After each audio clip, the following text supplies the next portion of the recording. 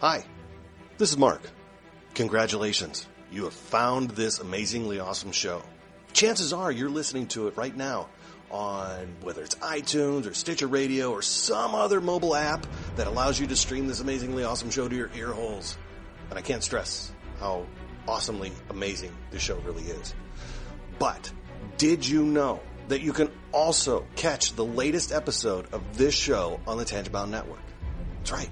Go check out tangiboundnetwork.com. You can look them up and you can listen to it right there. It's even mobile friendly. What more could you ask for? Which means you can pull it up on your iPhone or your Android, even your Windows phone. Yeah, who has one of those? But still, point remains, you can do it. You can do it. Check it out, tangiboundnetwork.com. Listen to this show, the latest episode, every time. Check it out.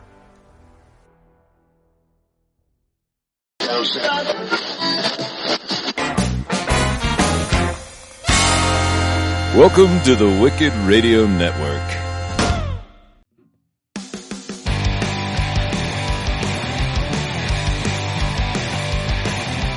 Life sucks to the last drop.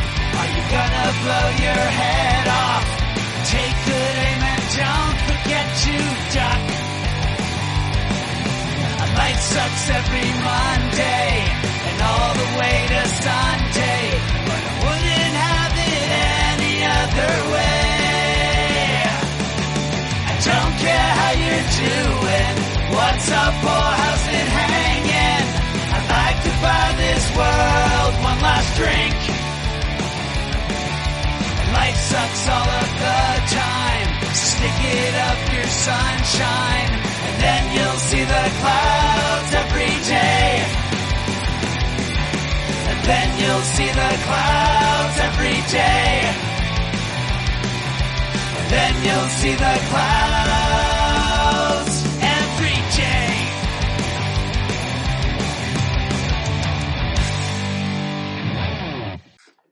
Hey everybody, welcome to The Crazy Life. I'm Brian. Joining me as usual is Hanno.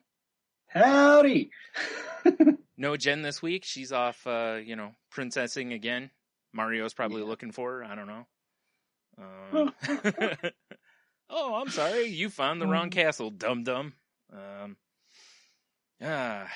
So we're back again. Welcome to the show if you're new, or welcome back if you're a returning listener. Either way, thanks for giving us a listen. I totally forgot what else I'm supposed to say here. So, meh. The show's just off the tracks from the beginning, and I don't care. Yeah, that's good. It's crazy life. I was going to say, I got Crazy Train by Ozzy going in my head right now. Yeah. Here, I'll pick up my guitar. No, we can't pay for that. No. I think you already put us in, where we might have to. There's lawyers circling right now. Right there. Yeah, right now. They're just hovering like a vulture. Yeah. Like, oh, I heard it. Yeah. I thought I heard a song. Man. So how have you been, Henno? Much better. That's far less temper tantrums in my life. And that's probably less entertaining, but probably better for your psyche. Yeah, it really is. Yeah, it's been a much better week. It was nice having the kind of a long weekend, having some extra days. I had a friend visit, and that was it was fun. Just when I have somebody from not necessarily out of town, but that's not usually here, it usually kind of forces me to actually get out of the house and do things I ordinarily wouldn't do. Right, yeah. But I've been doing what I said I was going to do. Has been it's selling stuff, and then I was telling you already earlier about it. I had a friend, and I call him a friend, even though we're not really close. But friend Geronimo died in a tragic accident, and here I am selling my PA gear, and we get asked to play a show. Right, and I'm like, figures. Yeah. But it actually was good because it made me really think about music. And I'm going to be getting together with our singer, who we have not played together in 3 years. It's going to be wild. But the one thing about it is it's like, hey, I got an acoustic guitar You know, I want to, you know, keep it mellow and clean, and we're going to, you know, do the best we can. And it has me thinking about music again, at least, which is good because it really made me realize how much I have some serious avoidance issues right now with it, you know, like, and it's just out of uncertainty. So I don't know. I don't need to fit into something, but I feel like I don't know where I'm going right now. Yeah. And this is kind of was a little motivator again. Like, you know, I still am, it hasn't changed my mind. I'm still not going to play live this year. I'm still going to continue doing what I'm doing as far as, you know, looking at let's just say I'm looking at what I know I'm not going to do. Yeah. Okay.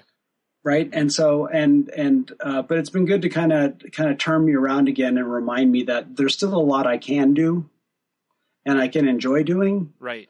And so that's been good, along with just that idea of, you know I said I think it was 2 episodes ago that we're talking about, okay, I'm going to make a list and start knocking some things off that list. Well, I've been doing that, and that always feels good. It always makes me feel better. You know, that, you know, there's something about just taking care of business that just works. Yeah. You know, where you don't, you know, because I do have a tendency to gang up on myself and beat myself up. Yeah. Right. Sure. Yeah. You know, and that's just another good excuse to isolate. Yeah, it really is. You're right. Yeah. You know, if you're feeling like a piece of junk, there's nothing better than to make yourself feel like even a worse piece of junk and do less. You know? That's how my brain operates. Yeah. So it's been nice to kind of come out of that and feel a little bit more like, no, I'm doing the right thing. You know, this is a good thing. So yeah. Oh, yeah, how about you? Good.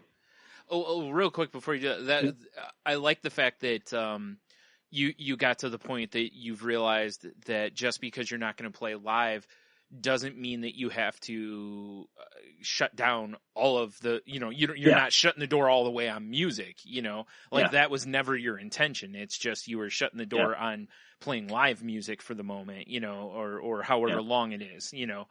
And, you know, to completely avoid it was never, from the way you made it sound at least, I don't want to put words in your mouth, but, you know, that never seemed like your intention. And if that became what was going on, then, you know, I'm glad that you were kind of like, you know, maybe this is, you know, maybe, I mean, unfortunately, you know, that your friend died, but at least this maybe is like, hey, you know, this is, I do want to play music, I just don't want to do the other, you know. And you know, you touched on something that really, you know, I talked to Mo's wife on earlier in the week on Tuesday, and we were talking about his little celebration of life that she's going to put together and us playing at it. And you know, one of the things was just a reminder of how much Mo loved music, how much he loved all that, and what a great, you know, like always, it's like, okay, there's never anything positive in this, but if you can find something that makes it okay, and that's like Becca was talking about, it's like the last thing Mo wants is a bunch of people moping around. Yeah. He wants to see people partying, taking their freaking clothes off and dancing like maniacs, you know, jumping naked into the frozen river, whatever, you know, like that's his style. He's the guy that's gonna, he took everything up another notch out of joy. Not out of recklessness, not out of, you know, I want to be crazy. It was out of like, you know, it was always out of the joy of life. And you know, here's an opportunity to respect it. And if I get something out of it, which is I am getting some motivation again, like I haven't even gone back to mixing the album. Well, when I get together with Danae tomorrow night for the first time, I guarantee that's going to motivate me to get back onto the computer and put the headphones on. Yeah. You know, and you know, block out that ringing in my ear with some music, you know. Right, yeah. You know, because to be honest, I've been kind of wallowing in it a little bit. Sure. I mean, it's easy to do, you know, when you're sitting here going, oh, I got to change things. It's kind of easy to slide down into it, you know, and like I said last week, it's, you know, I have a lifetime of practicing pity parties. I throw a good one. Oh yeah. You know? Listen, man, I understand, you know.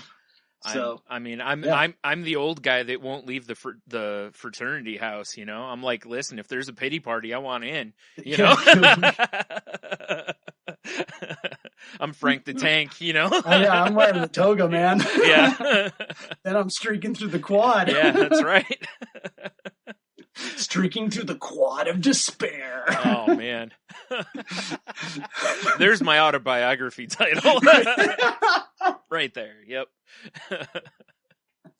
Yeah, so it's anything that I love the feeling of I am very conscious of motivation these days, and I don't know if a lot of that comes just from getting older and and then a lot of it is you have these moments where you sit there and go, I've been telling people, it's like Mo was someone that he and I talked about a lot of the things that we would like to do.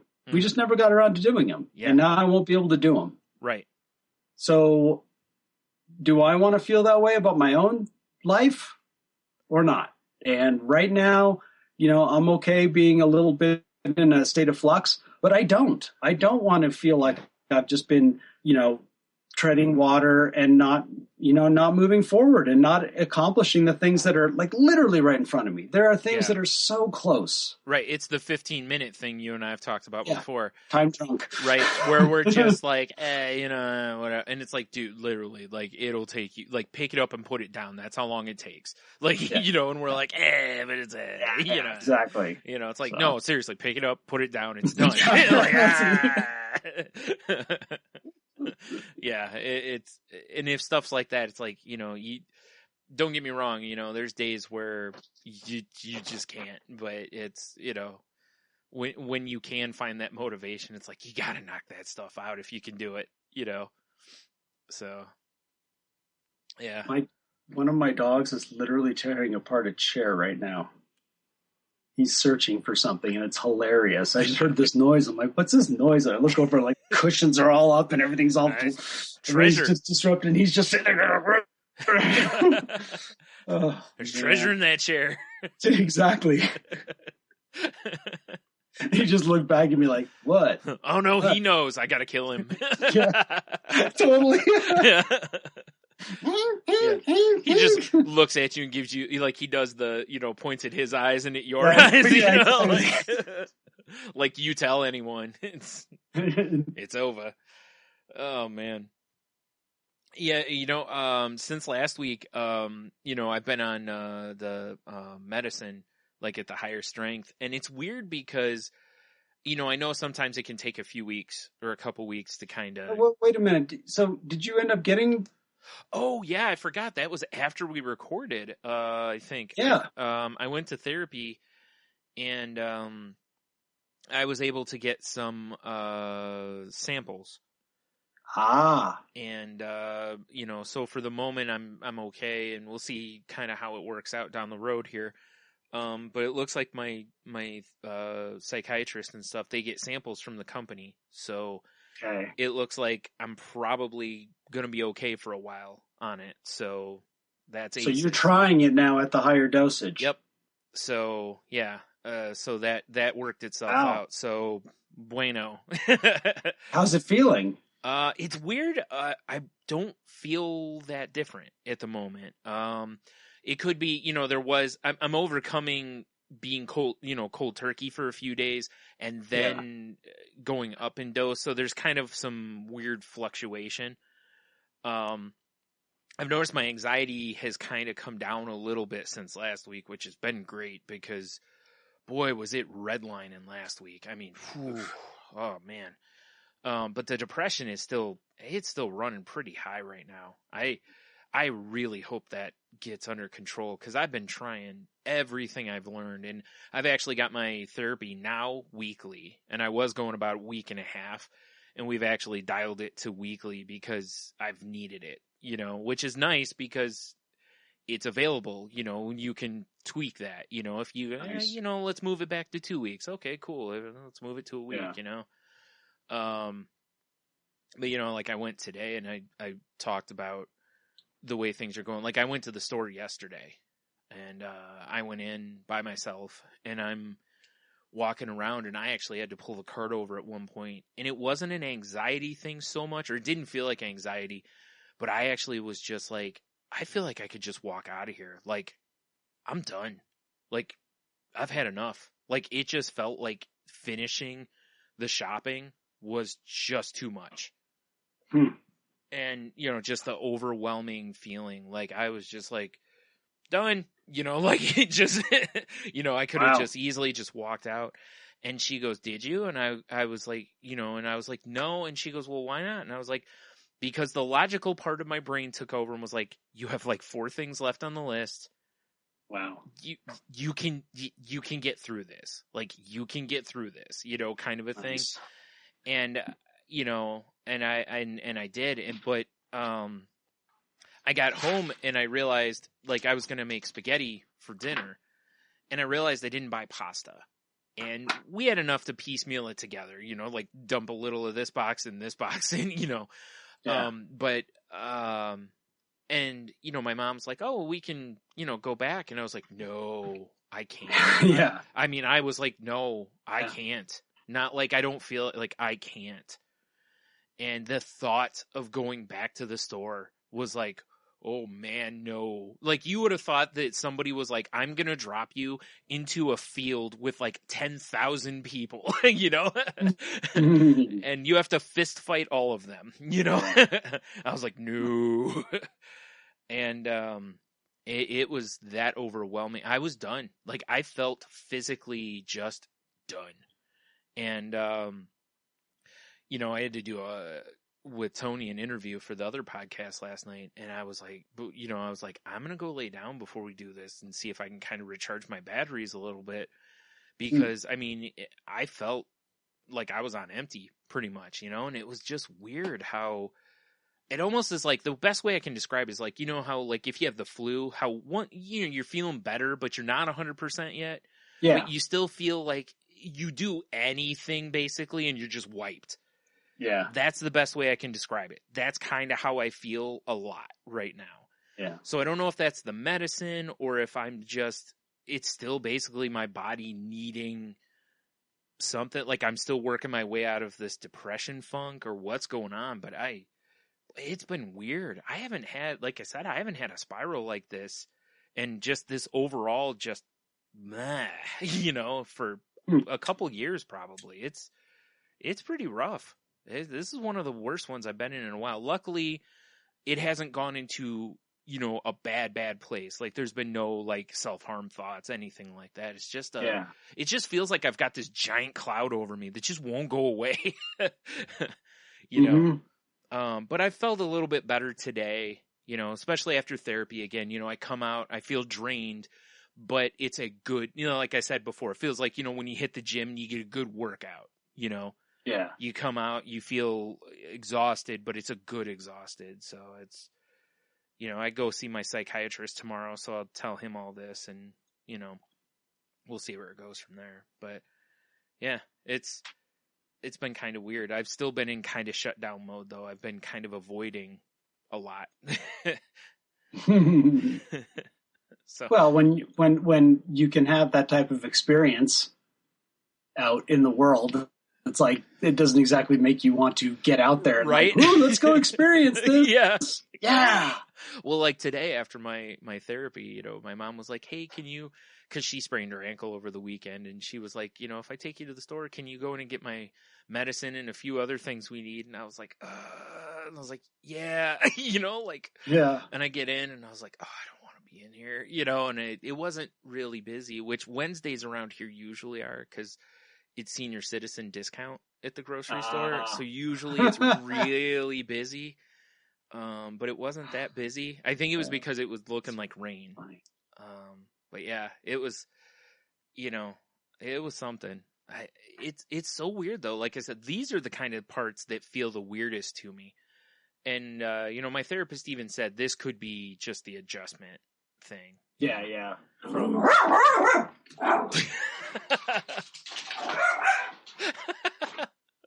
Like, they seriously spent all day at daycare, and there's a couple of dogs that are just obnoxious and usually just wear them out, and they were just out cold all the way home, and they've been doing nothing. And then about 45 minutes, a half an hour ago, they just got fired up. It's like, told you got to quit giving them Red Bull, man. All that Red Bull in their bowls, you know. Oh, it's too funny. Yeah. So yeah, it's like I said, I don't have anything. The biggest win I think for me this week is that I recognized. I'm recognizing where I'm at is that I needed the isolation. My body's telling me, Yeah. rest. Don't go do things. This is what you need right now. And I'm listening and I'm trying to kind of do this. Like, I need this isolation. But because it's not I just want to be left alone by the world with my thoughts and I may be in a bad place, like self-harm isolation. You know what I mean? I just need to be left alone because basically I need to just cocoon and come out a fanciful butterfly in the end. Isolation. So well, it makes sense because it's like, you're working towards a goal, but it's like, you're dealing with transition, and there's parts of transition where it's like, I just need to be in this for a while, and like you said, come out the other side when that's ready. Yeah. Oh man, I'll tell you though, there's been a couple of the days where, like, as my therapy is coming up in my head, it's like, why are you bothering with this? I mean, I'm getting a little of that was creeping in.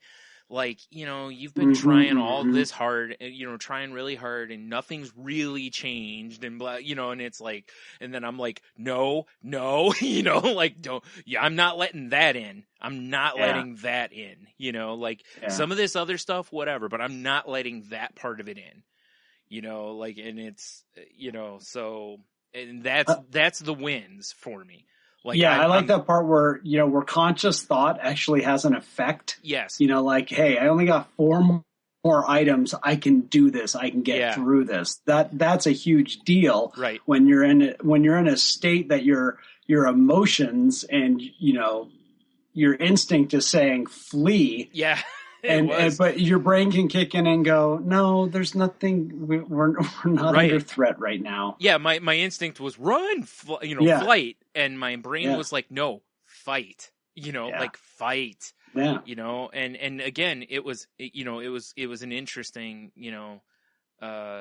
scenario, and my therapist was pretty happy when I was telling her that. She's like, these are these are good things, and I was like, I know, and I fully recognize that they are, that even though I'm feeling very overwhelmed, I'm seeing growth, and that's awesome. I'm very glad for that stuff, but man, I just wish that cloud would go away. Like this has been one of the longer stays for this, for a spiral or whatever you want to call it. This has been a long stay. Usually I go through them and it's like a week or 2, and then I'm usually, but again, with the medicine situation, that's been a good, week and a half, almost 2 weeks on its own, where that's been kind of fluctuating. So, yeah. So hopefully that'll clear up soon. Very soon, hopefully. Yeah, exactly. Because honestly, it's like I kind of feel bad coming on here each week going doom, doom, doom, doom, doom, doom, because I've been trying not to be that guy anymore. I've been trying really hard not to be that, and I don't want to revert. And that's but you're bringing in the perspective of also the all right, this is how I feel, but this is how I'm dealing with it. Right. Yeah. Yeah. And that's good. Yeah. So, right. It's, and like I told you, another way I was dealing with it was, the last couple nights, and I went to, I was pulling up music, and just all over the place music too. I wasn't just like, just kind of firing up different things on Spotify, and just because I can't really access my iTunes because hard drive, and but I was just all over like Spotify or whatever, and just jumping, or Pandora, and just jumping all over the place, and just kind of just jumping into different music types and stuff, and just kind of having fun with that a little bit, just for a change of pace basically, and just kind of letting myself go into music. And I was like, man, I really got to do this a little bit more. And I was actually thinking that I maybe should force myself to do this more. Like, I don't want to say plan it, but maybe plan it a little more. Like, hey, make sure you're getting an hour of music a day or 2 hours of music a day. You know, it's therapy essentially. Yeah. You know, like just put the music on for an hour a day or something and just make sure you're just whatever. Even if it's just laying on on my bed listening to music for an hour, just whatever. Yeah. Make it part of the agenda. Yeah. Just make sure I'm putting it in there somewhere. Or even if it's, similar to like your idea at the gym, even if you can only fit in half an hour or 20 minutes or, whatever you can squeeze in, just try to get something in there. And so, yeah. So, I don't know. It's interesting. I was listening to I've mentioned it on here countless times now, the Wrestling with Depression podcast. And at the end of each of his shows, he always has his guests go through. I'm sure you've seen. There's like that checklist doctors' offices give you, where it's like, do you have trouble sleeping? Are you restless? Do you have irritability? Those depression checklists, basically. And each episode, he talks to his, he always runs his guests through that because they generally talk about mental illness on the show. And I realized last night listening to it that I listened to a show weekly, and I was like, I'd never really thought about it much, but each week when I listen, I answer his questions every week. Huh. I didn't realize it, but I'm doing homework on myself listening to his podcast without ever feeling like it's work or anything like that, and I told my therapist about it, and she goes, oh, that's awesome, because it gives you're like, oh, I know where I stand this week, kind of a deal. And I was like, I'm sure I'm not the only person who does that. That's what support groups are for. Right. Like, really, that's why when I sit in a support group, I'm hearing people talking about what they're going through or asking, and I'm agreeing, and I'm literally applying it to myself. Right. Or, I'm looking for what I can relate to, and that's that same exact thing. Yeah, and that's something that I noticed pretty early on in recovery, where all of a sudden it's like my ears are open. I'm engaging in changing my life. Yeah. Even though I didn't really know I was, but I was. Yeah, that makes tons of sense. I sent the guy Marty DeRosa. I didn't send it. I started typing it last night. I'm going to finish it tonight. I'm going to send him an email and just be like, hey, I'm doing this each week, and just kind of like hey, thank you for doing this, because I know it means a lot to him and to anyone who does these kind of shows. It always means a lot to hear that you're helping, Yep. And so I'm going to send him an email and, just be like, hey, when you do that at the end of each show, I use that as kind of like homework toward my therapy, basically, but it never feels like I'm doing the work. A few episodes ago, cough, cough. But it actually is doing some of the work, because, like you just were saying, it's, I'm checking in on myself each week and going, oh, maybe I didn't realize. And there are times where I'll answer something and go, I don't think I've been honest with myself this week. Yeah. Those are the ones that are like, that's where listening to other people and relating them to yourself are so crucial, because I can hear somebody say one little thing about like that. Yeah. Like, like feeling like, I really haven't been honest with myself. And I go, neither have I, really. Yeah. There was a couple weeks ago, I can't remember what was said. And one of them I was listening to, and the guy, one of the questions, I can't remember the example now. I wish I could actually give the example, but he asked the guy a question, and the guy goes, well, yeah, but no. And he goes, well, let me explain. And then he tells him, and he goes, I guess I haven't really been honest with myself this week. And then he tells him a little bit about it. And I was like, I did the same thing this week. And then there's the aha moment, so so then, because my initial answer was, well, no. And then when he says that, I'm like, erase. Yes. So it's, and you're right. It's hearing other people give their examples. Sometimes it's like, oh, I hadn't considered that. Or sometimes, because there are some of the questions too that it does make you feel better when you hear, like one of them is, do you feel like harming yourself, or do you have thoughts of harm or suicide? I think is, always the last one. And, I have I don't have suicidal thoughts much. Usually I've got to be in a really bad way, and it's really, really rare. I generally don't have thoughts of planning anything, again, unless I'm in a very bad way. I just have thoughts more of what happens, I was explaining to my therapist today, and she seemed to agree, was it's more of my overall hopelessness that has bled over so much that you just kind of get to a point that you're just like, why am I bothering? Like, I just don't want to be here. What's the point? Kind of a thing. And that's more of what goes on in my head. To where I'm just like, I just don't want to, you're almost like, I just don't want to fight. I just don't want to bother with this. So it's more of a just like, I'd rather just not be here. It's not that I'm going to go kill myself. It's just, I just don't want to bother with this, Yeah. And those are the thoughts you can work on. When you start saying, I'm planning something, I'm having suicidal thoughts, that's when red flags go up for therapists, or psychiatrists, psychologists, whoever you're talking with, so that's kind of why they're asking you that. Cause if you start saying those things, then they're like, whoa, huh? Danger, Yeah. So, that's why with me, I'm always like, no, but yes, that's the question. I'm always like, I always specify, because I know there is a difference on that question. I kind of wish it was two questions, Yeah.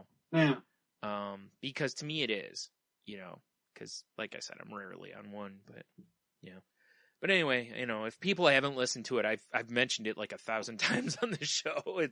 It's an interesting question. He talks mostly to comedians, sometimes with with wrestlers, but most of the time it's comedians. But it's wrestling with depression. So I don't know. Anything else happened to you this week? I didn't even think to look up a topic. I got some science stuff. Oh, today. Awesome. Beautiful. Cause I got nothing. Yeah, no, this was really cool. Well, at work I had really great. This was one of those. So, I've mentioned about how we've had all these changes going on. I didn't talk about this last week. We finally had a drug test. Yeah. And everyone was given 45 days to figure it out, and you have plenty of time to either can get this stuff out of your system or you can't. Right? Yeah. And the whole thing was handled so poorly. Yeah. I mean, it was so bad. That's a lot of days. Yeah. Well, and so this is just amazing. So the day finally comes, and we've been told to bring in prescriptions. Yeah. That we might need. We have this guy comes in, gives a 1-hour presentation all about, and he literally runs the drug testing, occupational drug testing for the hospital chain in Idaho for the entire state. He's the guy. Goes all over the state. And so he goes in, talks real fast, dumps a ton of legal info, a lot of cool information, but the reality, and a lot about the legal aspects of it, and gives a lot of examples, but none of them really practical to what we were about to do. Okay. And, and of course I'm sober. I got nothing to worry about, right? Right. Yeah. Well, so, and, I work Sunday through Thursday, so I'm off on Friday. We did this on a Tuesday. And of course, GM was like, oh, how long are you going to know the results, blah, blah, blah. And so they do an initial test just to see if there's anything there worth looking into. Yeah. If there is, then they do a more advanced test where they get into the amount in your system. And then you get contacted by an MRO. It's a medical something officer relations. I don't know what it is. But anyhow, it's a third party. Nobody should be talking to you about anything at all. They didn't even ask for if you're on any medications, take anything over the counter, anything like that before they gave the test or before we did the whole deal, did our urine stuff. Okay. And so I get a phone call on Saturday from my GM asking me if I'd gotten a phone call from the MRO because my results weren't in yet. But everybody else's were except for one other person. And then he goes and tells me who that other person is because they knew that she probably wouldn't pass. So I'm like, okay, first of all, What? you've just violated another person's confidentiality. Oh my God, yeah. And then he ends it with, and I don't want to freak you out. And I'm like, well, you just did. Yeah. You jerk. Not to mention, I mean, So- you've got a question like, well, if they've told you her name, have they told her your name? Because, I mean, that would violate Well, your maybe- confidentiality. Yeah. So who else, whose confidential are you violating here with everybody else, right? Right. And you could tell by the end of the phone call, he's like thinking, wow, I shouldn't have made this phone call. Like, yeah, no, you shouldn't have. Not at all, So- yeah. I get off the phone and now I'm looking stuff up because I'm like, okay, what is this all about? And I find I'm just like, I was like, if, like nothing's going to come, because I finally realized what it was is I take a daily decongestant. It's pseudoephedrine. Oh, right. So I popped up instantly for an indicator for methamphetamine. Yeah. Of course. Right. Yeah, and right. then as soon as they see what it is exactly and how much, they were like, they never even called me. Yeah. And my results were in by Monday. But by that time, I'd learned if I tested positive for anything, I would have brought a lawyer in and blown the whole thing out of the water. Oh, for sure. Yeah. And I expressed that on Monday. I'm like, you guys shouldn't give anybody the results Nope. until all the results are finalized. Yeah. Because what's Oh, the first goodness. thing my coworkers asked me on Monday? So did you get your test results? Right. And I'm like, okay, you all got yours. I don't have mine. What now? I can't say anything. Right. I'm just like, this is so bad. So the best part about it, and I unloaded. I let him know. I'm like, this whole thing is bad. I absolutely think you're entitled to that because, first of all, like you said, I mean, they violated that. They set you up for a situation to where it puts you in a bad place with your coworkers. It's just uncomfortable. Yeah. Let's just, I'll call it as benign as possible. Sure. It's uncomfortable. Right. But if nothing else, I mean, everyone that you work with at that point, I mean, it can make it a situation where everyone else thinks you're you failed a drug test. They're suspicious. Right. Exactly. Mr. The sober guy fails the drug test. I was just going to say, Mr. Clean Living is failing drug test. It's like, come on. This could damage your reputation in the workplace. People may, this is a bad thing. I mean, this is something that, like you said, you could probably bring a lawyer in and litigate out of. Could have easily. And the other one was, I also learned that the relationship between employer and employee when it comes to prescription and over-the-counter medications, it falls under the Americans with Disabilities Act. Okay. And because the minute that they ask you, do you take any prescriptions, and you say yes, you are now considered disabled. Really? I did not know that. Yeah, and there's a lot of this stuff is established through legal precedents. Okay. But the gist of it is your employer has no right to know what medications you take. Okay. At all once you're employed. Now, prior to employment, when you're, like you might be doing an application and they're going to ask for a drug test and all that stuff, that's different because you're not an employee yet. Okay. Huh. But once you're an employee, as soon as you state that I take this or I take that, you are now technically disabled, right? Because you're not, you have something that you need help with. Right. And they basically you suddenly are now protected by every single, everything under the ADA, termination stuff, blah, blah, blah. They can't do anything, right? Wow. Boy. So that is why employers have no right to talk about, and when they send an email out saying bring your prescriptions in, they can't do that. It also seems basically everyone should have said, It seems like they also wouldn't want to do that because it would make it harder to fire people, right? I mean, exactly, because now I can say, well, the reason you're firing me is because you asked me to bring my blah blah, right? Yeah. And so there should have been no conversation about anything. And so here's the best part: is finally at the end of the day, my GM wants to check in with me, and he goes, I just want to let you know that we followed protocol. And I'm like, whose protocol? Yeah. Did you guys talk to a lawyer about this protocol? I'm like, he's like, well, it was the guy that came in and administered the test. I'm like, so this isn't a legal protocol. This is just his opinion.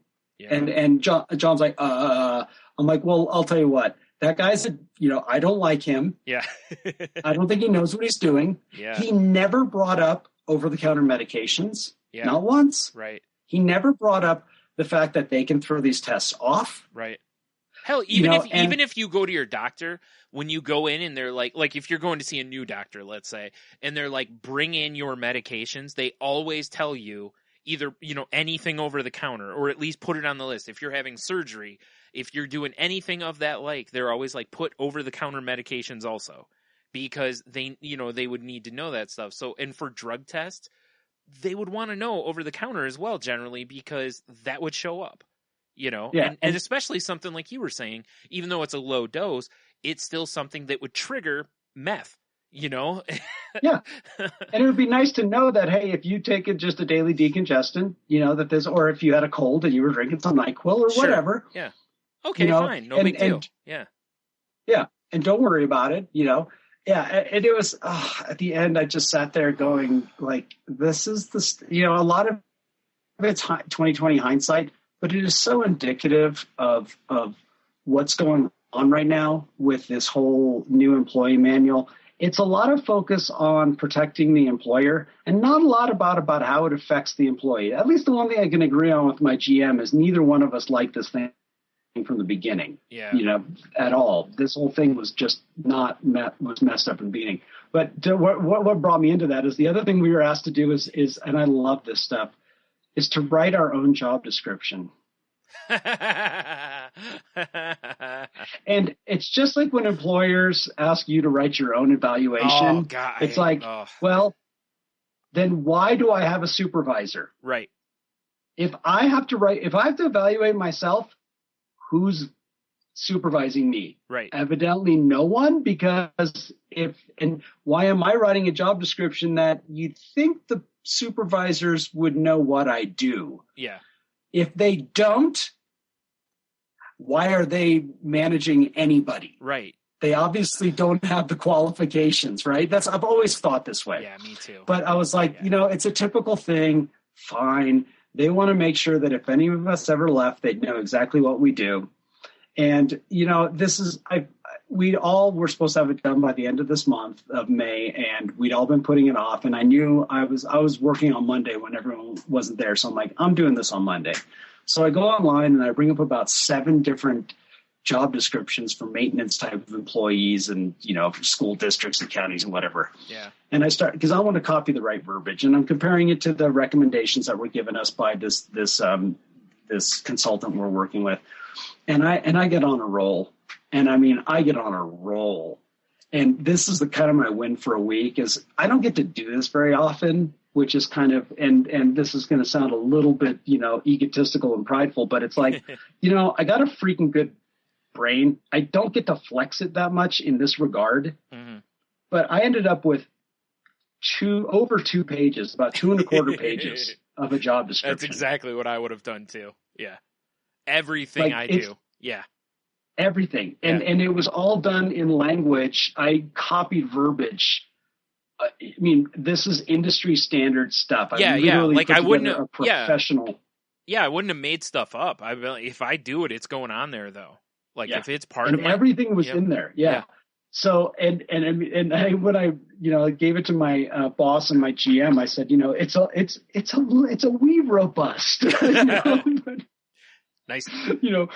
We might need to, pare it down a little bit. Well, the great thing, and my everyone was just like, holy crap, By the end of the day yesterday, my boss, my supervisor said, I just want to say great, because I spent about 6 hours on this. I basically spent all day Monday on it. And he goes, really great job. I ended up using it for my own. I added my stuff, and I used it for every other maintenance employee. I just took out what they didn't have and added what they needed. See, that's the funny part to me, because realistically, well, to some extent, I guess it depends.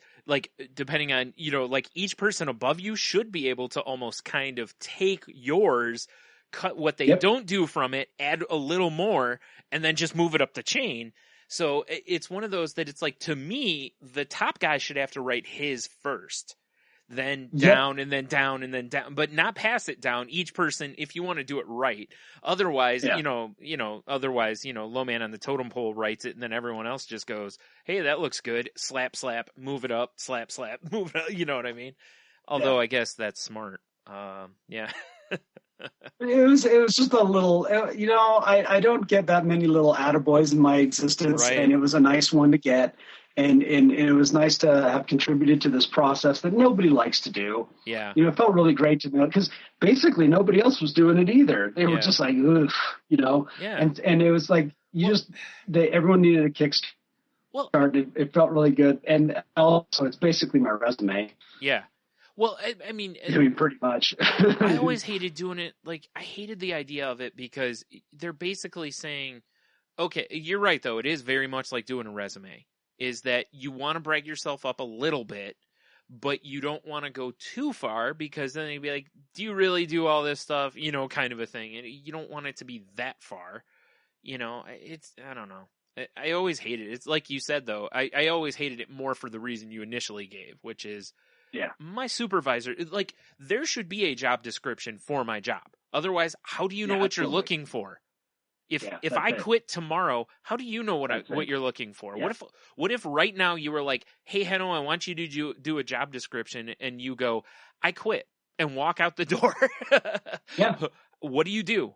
How do you know how to hire? Here? Yeah. How do you replace me? Because I'm not filling one out as an exit interview. I'm just not going to do it. I refuse.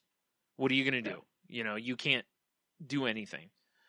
And that's the part. It's baloney, because they would clearly fill the job. They would have a way of doing it, Yeah. Well, what's great is I can sit there and say, okay, hey, I'm a team player. I just gave you everything you need to that this is what I did here. The other part that was great about it, and why I didn't hold back too much, is because, they love to talk about how well we're taken care of. Well, here, this is what you get. Yeah. I mean, it was a page and a half of my knowledge and experience in trades. Yeah. And I didn't go into super details, but I went into some details because I can fix a lot of stuff. Right. I mean, yeah. It's, sure. I mean, I just can, it's like I've been there for 10, my previous job, I've been doing this for 25 years. Right. So it should be a robust resume. It should be. Yeah. Right. So, yeah. Yeah. I mean, it'd be different if, you were just standing there, filling a mop bucket with your drool or something. Yeah, exactly. I mean, as it is, I'm not, I like to say I'm those, it's that classic talk about I'm jack of all trades, it's like master of none, it's like, I can't fill a drool bucket with the best of them, but I could fill several of different styles. Right. Adequately. I can get to like 3/4, but fill it. I don't know. I'm not a master of drool filling. Like, Heno, just stand there and you'll fill the. I don't know. It'll take. Dude, it'll take 10 minutes. I don't. Put it on my list. I'll get to it. Exactly. So, do you want to hear some of these my science news? Yes. All right, so this first one, this is dated May 31st from the University of College of London. Brain structure that tracks negative events backfires in depression. Okay, that doesn't seem surprising. It's not what they thought. A region of the brain that responds to bad experiences has the opposite reaction to expectations of aversive events in people with depression compared to healthy adults, finds a new study. And so what they're talking about is this region of our brain and this little pea-sized region that's called the habenula. All right. And I guess what it's there to do is to help you move on from negative events. Oh, it's the part that lets us let it go and move on, right? Yeah. Well, they thought that it was a hyperactive habenula that drove the symptoms of depression. Oh, okay. But it turns out it's the opposite. What they found under scans when they had, and these are small studies, these are small initial studies, 25 people with depression, 25 never depressed, and they talk about all their statuses. But what they found is that little part of your brain does nothing when you're in depression. Huh. So there's no helper to get you out of negative thoughts. You don't have the part of your brain that helps you, let's move on. No, you're living in it. Oh, wow. So is that So like no matter what, or is that only when you have depression that it just doesn't do anything? It doesn't do it. The activity of that region is almost nothing in people that suffer from depression. Wow. All right. And so what the good news is with all these things is these studies is like you said, well, duh, Yeah. but now they know, they can target this. Right. Sure. It gives targeting. And I thought that was an interesting one. This other one that I read, and oh, by the way, if anyone wants to look this up, this is from Science Daily. And they talk about all different science here. Yeah. But this is the one, this was crazy. Ever-changing moods, once again, May 31st, 2016. Ever-changing moods may be toxic to the brain of bipolar patients. The blood of bipolar patients is toxic to brain cells and affects the connectivity ability of neurons, a new study shows. Huh. And that was intense. Like, they're basically saying that if you suffer from bipolar disorder, your own blood is affecting your brain's ability to function. That's nuts. Yeah. Because that makes me question, like, well, what if you donated blood? Could it affect somebody else? Well, and you just dovetailed me right into the next one, that this one's nuts, like crazy, because a friend of mine suffers from Huntington's disease. Okay. All right, so Huntington's disease is a genetic disease. Mm-hmm. Well, they took the bad cells of a Huntington's patient's brain, they put them into the brain of rats, and the rats developed Huntington's disease. Oh, geez. They transmitted a genetic illness to animals. Oh, that's weird. Isn't that? And so Yeah. that's like what you just said. Like, okay, well, if that's your blood, what if they took that blood of a bipolar person and stuck it into a normal person's brain? Would it do the same thing? Oh, that is something that, oh, God, can you imagine? Oh, I hope they never find that that's true, because that'd be terrifying. It's bad enough that other stuff, like HIV and various other things can be transmuted, but oh, that'd be horrifying if down the road they were like, hey, guess what? All those blood transfusions, we didn't know it could do this too. Oh, that'd be awful. So they're like, this is a great quote. This is the first demonstration that cells carrying a genetic disease are capable of spreading into the normal mammalian brain and lead to the manifestation of behavioral abnormalities associated with the disease. Like, they put physical cells in someone's brain, and this animal now is showing symptoms of this disease. Wow. It's like, and again, these are rough to read about, but huge when it comes to moving towards a cure. Yeah. Because there's nothing for Huntington's. Yeah. My buddy Chris, he's going to deteriorate. Every time I talk to him on the phone, I can hear the difference. Yeah. It's affecting him. Right. And, I would love to see something where they can at least, maybe make the symptoms less severe. Yeah. Right. There are things. There are treatments for Huntington's that do help almost eliminate the symptoms. I don't want to say that there's nothing that can be done, but sure. But anyhow, that was a trip. And just so back to the thing with the blood, it basically talked about is like, when this is so like, yes, this is brain chemistry. This is brain chemistry. When people try to dismiss this as like, oh, you're just moody or whatever, it's like, no, your own blood wants to prevent your brain function. Right. Which means that, that I would assume that means that your brain is probably dumping something into your blood, and it's basically it's a cycle, right? It's just feeding itself at that point, or does it say I guess that would be the next step, is to find the cause. Like, well, that's it. Yeah. Where is it? Chicken egg thing. Yeah. Because it originated. Our results indicate that the blood of BD patients is toxic to brain cells and affects the connectivity of ability of neurons. Your own blood is toxic to you. Oh, so, all right. So is it the brain, is it brain chemistry? Right. Is it your blood? Right. Because if it's the blood, then would they be able to do a transfusion? Or some sort of a treatment. Yeah, exactly. Where they could slowly filter, something to where they could remove that, and would that cure or help the cause? Yeah, exactly. Ugh. So this is the first what study. stinks is it seems on paper to be like, oh, well, if it's the blood, then boom, and then it's fixed. And it's not, though, because whenever this stuff happens, they have to test the next step. And then even with that stuff, it's still, they're so far down the, you know what I mean? There's so much testing before they can, yeah. So here's the last paragraph I thought was great. It says, this is the first study to show the toxic effects of bipolar disorder serum on human neuronal cells and to present an in vitro study model for a disease for which no animal model has been yet developed. Huh. So they don't have any sort of modeling in animals. Future studies should focus on finding drugs that can protect bipolar disorder brain cells from the toxic effects of their own blood. Interesting. To make your brain immune to the blood then. Yeah, so I mean, and now see, okay, how much of your behavioral is your behavioral disorder because your own body is toxic to itself? Oh my goodness.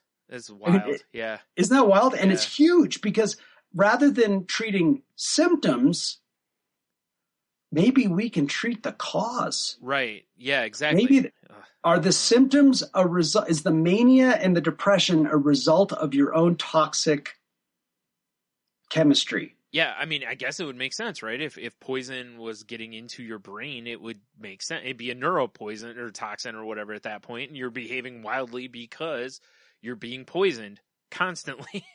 Yeah, and we all know that our body chemistry changes based on times of year and stress and this and that all and blah, sorts blah, of blah. stuff, sure. And boy, doesn't that make sense now. Yeah.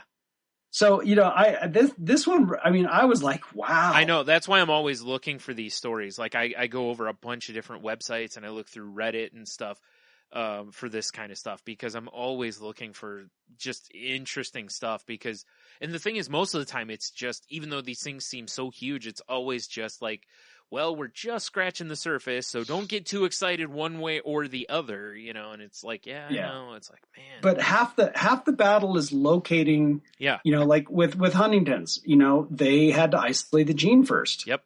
You got to, before you can even come up with a test to determine if you have it or not, you need to figure out the gene or, and in this is a big deal. And a lot of times these are just indicators leading scientists in a new direction. Yes, exactly. And what a huge, I mean, imagine if they do find out that it is something within our blood, and then what they'll do is they'll try it on other disorders. Yes. They'll see if there's links with other things. Sure, why not, right? I mean, why wouldn't you? Yeah. I mean, bipolar, I mean, then you'd probably move into other, because I don't think a lot of people realize that bipolar isn't, it's a mental illness, but it also falls under, I think it's seen as a neurological disorder. It's not necessarily seen exactly the same way that, like depression is, basically. Mm-hmm. And, so if it is, then stuff like schizophrenia and, I can't think what's the, dang it.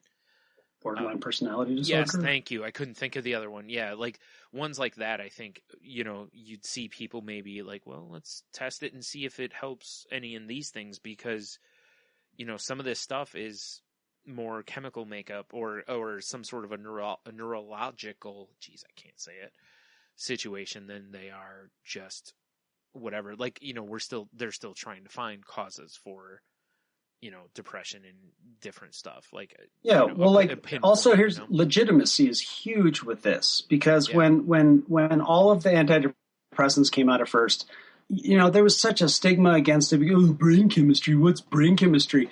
Like you can't test for your brain chemistry. We can't test for your bipolar disorder. We can't test for this. So how do we know it even exists? Maybe you're just milking the system, all this crap, right? Yeah. But if like what you're talking about, okay, if it's a neurological disorder with actual indicators that can be tested for, legitimacy, right? Huge legitimacy. Because like you're saying, if they're like, oh, hey, it's your blood, blah, blah, blah, it's like, okay, well now we have a marker that we can test for. Bang, exactly. Here it is. You have it. Yep. Boom, here's the treatment for it and whatever. And there you go. And that'd be awesome because that would help so many people that deal with something that's horrible for so many people. That'd be awesome. And it could bring more money in. And that was one of the things Yeah. in that article they talked about is markers. That's what they're looking at. They're looking at blood markers, Yeah. And so I got my last one's kind of fun. Yeah, it's also a big duh. And this is once again May 31st. Teenagers' brains have been scanned while they use social media in a first of its kind study. Among the new findings, the same brain circuits that are activated by eating chocolate and winning money are activated when teenagers see large numbers of likes on their own photos. And teenagers are definitely influenced by their online friends, even if they barely know them. Wow, man, I'm glad I'm sitting shocked. down. Whew. Yeah, I know. You thought that blood thing was some, groundbreaking stuff. Yeah. This is it right here. Blown away on that one. Yeah. Social networking hits the happy place in the brain, just like chocolate. Go figure. You eat a piece of chocolate and you get that immediate gratification, just like when someone likes your picture. Yep. And they keep liking it, and you're hooked. Yep, exactly. Yep, there you have it. So, hey, we breaking ground on the crazy life right here, man. Right, yeah. This might have to be Henno's spot. Yeah, I like this because honestly, this is where a lot of the stuff we've used for subjects. That's kind of what I do. Is I go through sites and I look for different stuff. I usually look for I less science stuff and more for the other, but I look through that stuff too because I'm fascinated with that stuff anyway. So I'm always like, ooh, what's going on here? And looking through like neuroscience. I don't read the reports because seriously, I tried once and I was like, nope. Yeah, these let's just say skirted the edge of I have no idea what the heck you're talking about, but most of it was enough in a lay terminology that I could get the point. Like there was a site I used to go to a long time ago, and they would have like the report. Then at the bottom they would be like, here it is for dummies, basically. And exactly. And I was Thank like, you. Here we go. Yeah. Thank you. If you'd like to read, no, I just want to read this part because. Look, pictures. Yeah. I do not have a degree in this, so I have no idea what half of this is. Yeah, just stick figure this for me. Thank you. Yeah. Yeah. I like that though. If you feel free to do that each week. I'm sure Jen would be totally on board with that too cuz it's cool, Because that's got to be our frontier now as far as mental health, and I know in recovery too. They're still looking for the magic pill that's going to take away your addiction. Yeah, and and they're looking into this stuff, and behavior has been studied for a long time. Sure. Yeah, I mean, it's been pretty well studied. Now we're into brain, the actual what's going on there. What are the results? What is the blood? What is the serum? What's in it? What's it doing at a level? And I'm sure as far as scanning machines become more sophisticated, they'll see it. Like that whole thing about, with depression, like, hey, this part of these people's brains are not firing. Yeah. Okay, so maybe all we need to do is come up with some sort of a medicine that helps either fire it or takes away what's causing it not to fire. Yeah, exactly. Yep.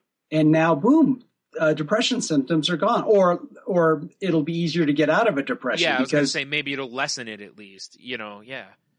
Yeah, or they'll find out that this part of your brain just flat out doesn't fire. Yeah. And I mean, once again, information is always good. Yeah, exactly. It at least allows us to accept where we're at. And that's the one thing with medical stuff. I think a lot of it is nobody wants to hear it, but it's the start of moving forward and moving on with your life is when you can say, hey, you know what, this just isn't going to get better and I'm going to have to learn to deal with it. Yeah. Well, I mean, you think about it. I mean, years ago, you'd hit a point with your heart and it was like, well, tough luck. You know what I mean? Yeah. I mean, you're done, And now we've got, I mean, God, there was a story of a guy up here. While he waited for a heart transplant, he had a backpack that basically had tubes that were attached to his heart, keeping him alive. And I was just like, I can't imagine walking around with this backpack on because basically anyone who wanted to be horrible could kill this guy with, you know, like, and this backpack probably is like thousands of dollars worth of complicated machinery, you know, like it wouldn't be hard for someone to probably, I mean, don't get me wrong, if it came up missing, it's like, well, but it was still like this kid, and he was, I can't remember, he was a young guy, you know, and it just recently, you know, a heart came up available for him, so he's able to finally get, you know, or is getting, I can't remember which, heart transplant, which is awesome because he's got a young, at least one young son, you know, so it's great that he's going to get that opportunity, you know, hopefully the heart, the transplant sticks, you know, and it's just, but, you know, again, not that many years ago, he would have been bumming, you know, they would have been like, man, sorry, man, just, we got nothing for you, you know, and now it's like, at least you have hope, you know, I mean, you still may not, cause, you know, organs are still super expensive. There's a short supply on a lot, and, you know, but at least now it's like, well, we can do this and we have this and you know, there's other options in the way, you know.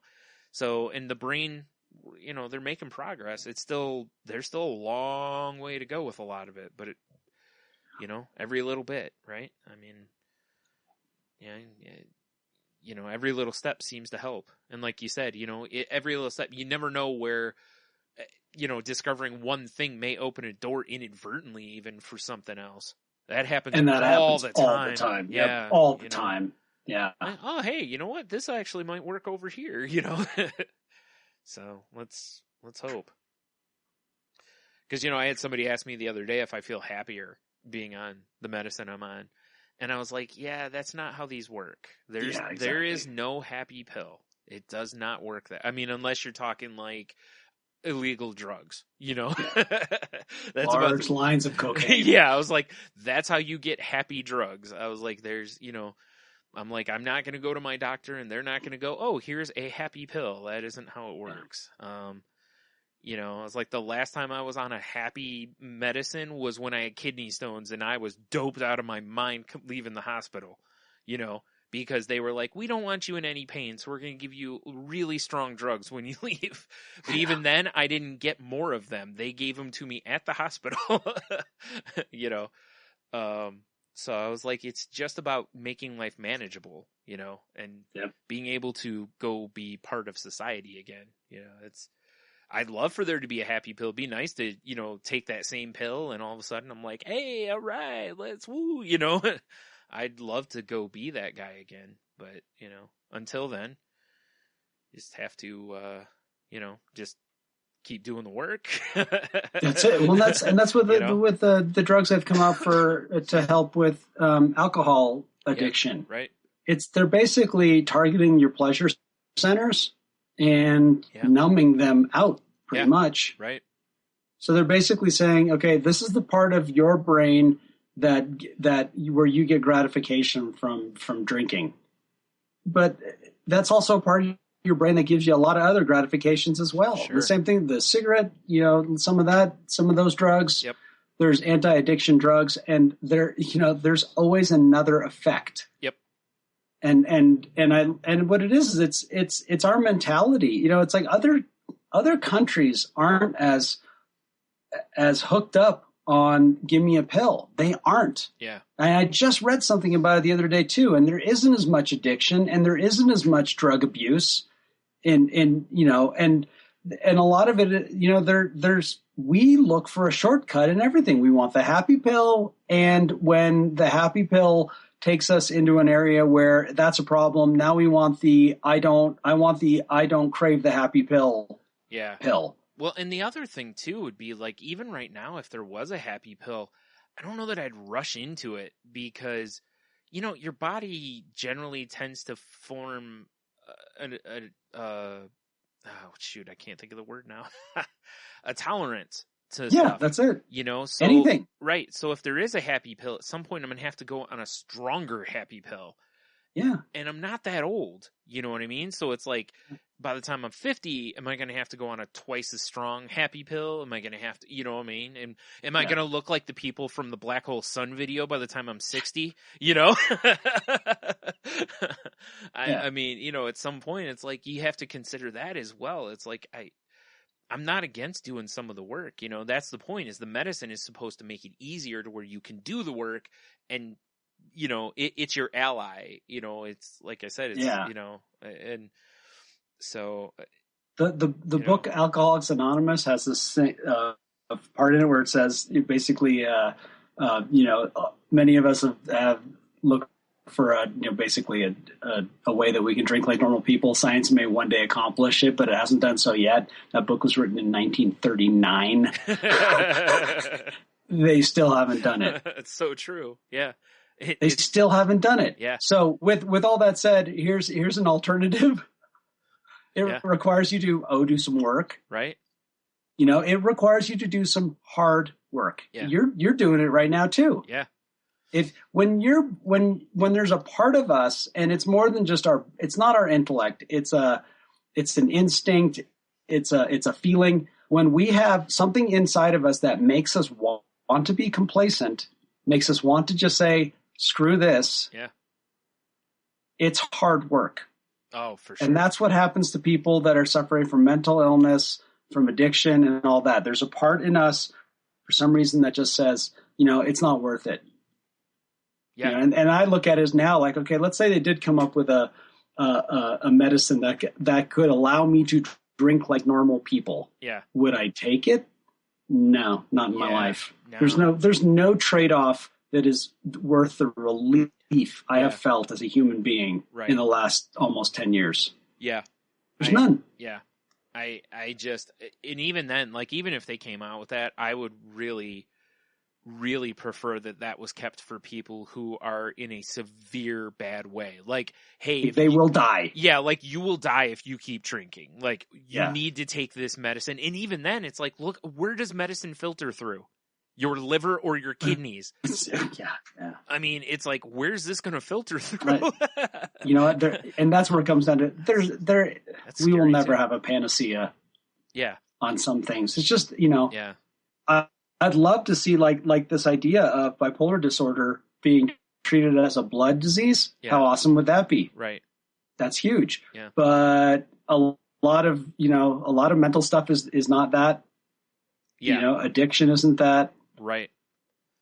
Exactly. So even as big of a breakthrough as that could be and would be, and like I said, even if that didn't prove to help anything but bipolar, I'd still be like, that's so awesome, because I know a few people with bipolar, and it would be, and I've seen what it can do to people as they get older, especially untreated, or not treated correctly, and it's terrible, you know.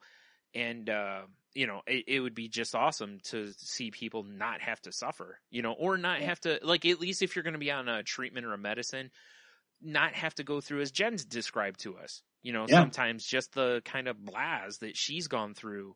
And, you know, it'd just be nice to see people, you know, again, we use it, but we don't really love the word normal, but just not have to worry about the manic stuff. You know? Relief is the great word for that. Exactly. Just some relief. Yeah. You know? Even if it's just for bits of time. Yeah, exactly. You know, like right now, I'm like, even if they made a depression medicine that was like when I'm in like this that I'm going through right now, like if they're like, look, picture if it was like antibiotics or something, like, you know, when they give you, or like steroid treatments, you know, when they're like, you're pretty sick, you can only take this for like a week, but it'll clear up the cloudiness. And then you're just going to go back to where, I mean, I'd be like, yeah, okay. Just to get this out of my system right now. Oh man, I'd be like, yeah, gimme, you know, and then I'd be like, well, I understand it's going to go back to whatever it was before, but it'd still be, that relief would be so awesome. 'Cause it's such a weight in the meantime, you know? Yep. So yeah, it's hopefully these, you know, the biggest part and the biggest problem is that stigma of breaking that stigma. And a lot of people are kicking at the door, you know? Yeah. And I love that. And, you know, I see a lot of areas are doing mental health walks now. You know, it's not all just about, and forgive me, folks, like it's not just all about various cancer walks. And listen, I lost my dad to cancer, so, there's in no way am I knocking cancer walks. I will say investigate the causes before you give your money and stuff for them. But any cause you give to. But anyway, but I like the fact that I'm seeing more stuff like that. I'm seeing more things on ballots for voting for more mental health funding. Go vote, especially on those kind of topics, because your vote really counts on those things. Even if you don't feel like the presidential stuff, but your local voting, go help get funding for mental health. There's a lot of areas that have cut funding too, but there's a lot of areas that have also increased mental health funding, including the state that I live in. Over the last few years, they've actually upped some of their mental health funding, which is awesome, So, it's cool that a lot of people are really trying to break down the stigma, break the walls down, get word out there, and try to help people understand these things. Because most people don't get it. It's not just a sad day or addiction. It's not, well, just don't drink, Like, oh, hey, what? I don't know why I didn't think about that. You're right. Yeah, just be happy. Yeah, you're just right. Think happy thoughts. Yeah, you're right. Oh, wow. I didn't think of that. You know what? Huh. You know what, Heno? You just don't drink. I'll smile, and there we go. We solved it. We're done. We're good. That's the end of the Crazy Life, folks. And yeah, no more podcast. Yeah. We're done. We're out of here. We did all the work. We're cured. So, it's, but, it's, like I said, all that stuff's awesome, but there's still a lot of work to be done. There's still a lot of people that just won't hear it, you know?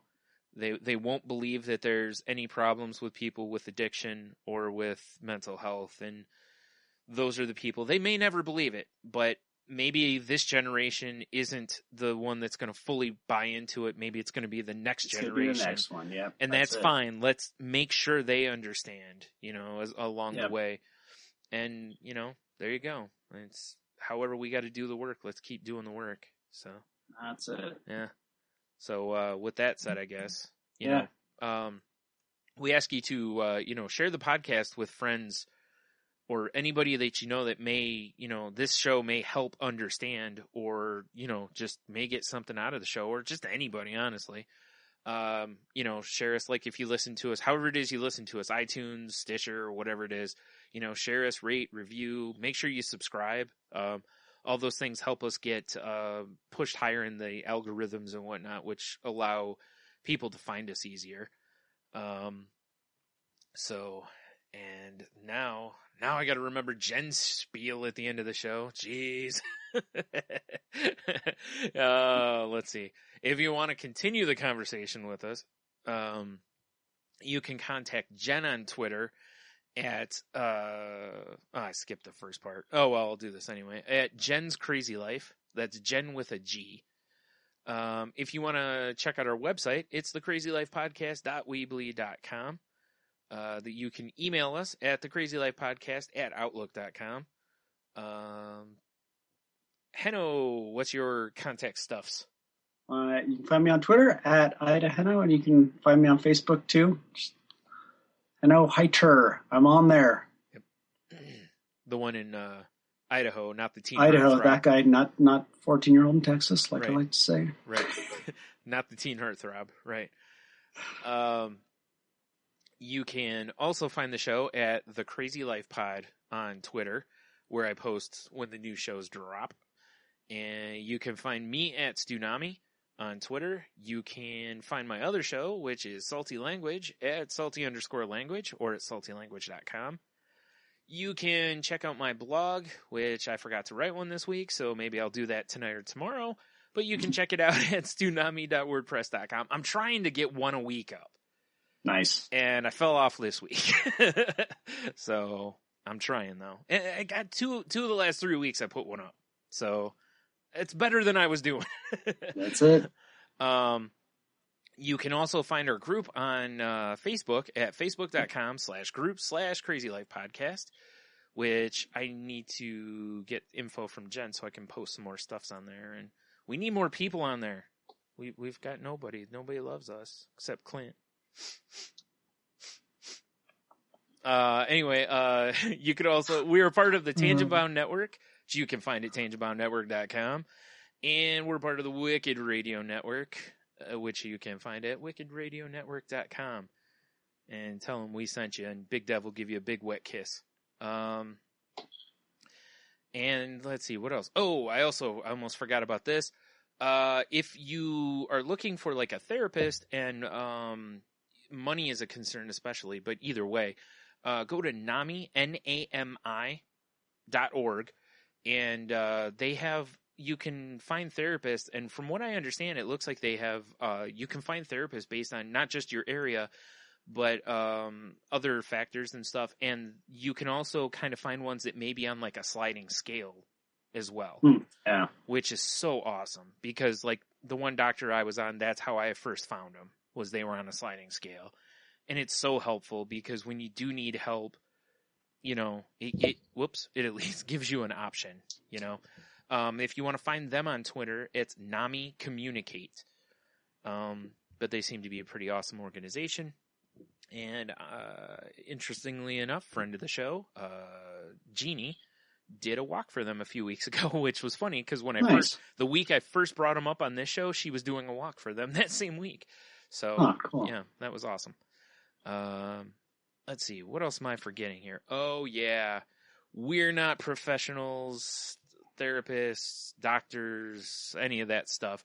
Just, well, this week, 2 people sharing our experiences and science stories and what have you. If you need help, please seek it out. You know, find a doctor, a therapist, support group, something like that. Please don't self-diagnose or self-treat.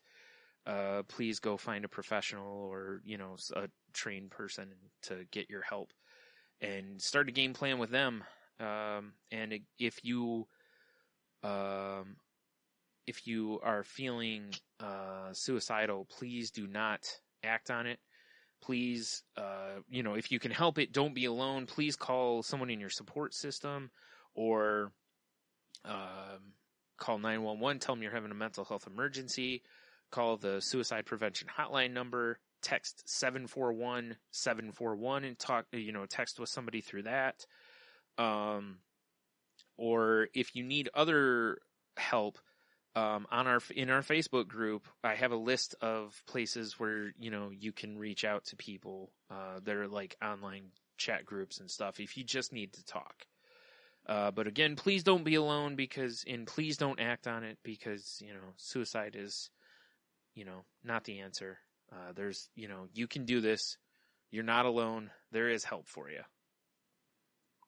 Am I forgetting something? I really feel like I'm forgetting something. I think you've gotten it all. Okay. Whatever. If not, you know, it's on other podcasts. I always feel like there's something I'm forgetting in there. It's a lot of info. I know. One of these days I should actually just like type it up so I never forget the stuff, but whatever. So, all right. So I guess that's all for this week. So until next week, take it away, Hanno. Keep breathing.